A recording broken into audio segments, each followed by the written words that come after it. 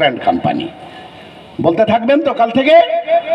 ব্যাপক প্রচার করুন, লজ্জায় মাথা হেট করে ওই কমরেড যাতে বাড়িতে ছুটে পালায় তার ব্যবস্থা করার দায়িত্ব প্রত্যেকটা সাথীকে নিতে হবে।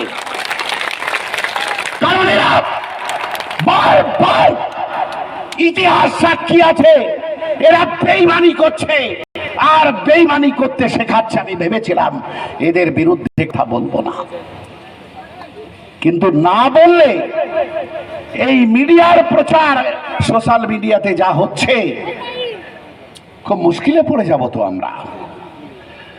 2021 সালে আইএসএফ এর জন্ম হয়েছে, তো 2021 সালে আইএসএফ জন্মে গেছে, বামেদের সঙ্গে জোট হয়েছে।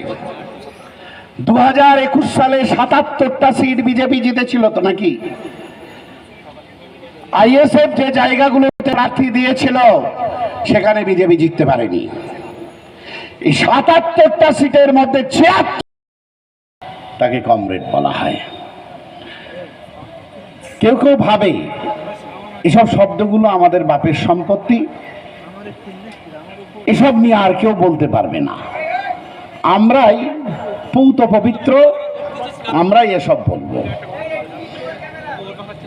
এবারে যে লোকসভা নির্বাচন, আমার পার্টির পক্ষ থেকে যিনি প্রতিদ্বন্দ্বিতা করছেন তার পরিচয় নিশ্চয়ই আপনারা পেয়েছেন। প্রচারকরা, ভিন্ন পক্ষের প্রচারকরা, তারা বলছেন যে আনকোরা একজন প্রার্থী দাঁড়িয়েছে, মোটেই উত্তরপাড়ায় বলছে না। কেন বলছে না? উত্তরপাড়ায় আইএসএফ এর সংগঠন যেহেতু দুর্বল, তাহলে উত্তরপাড়ায় বলছে না। কোথায় বলছে?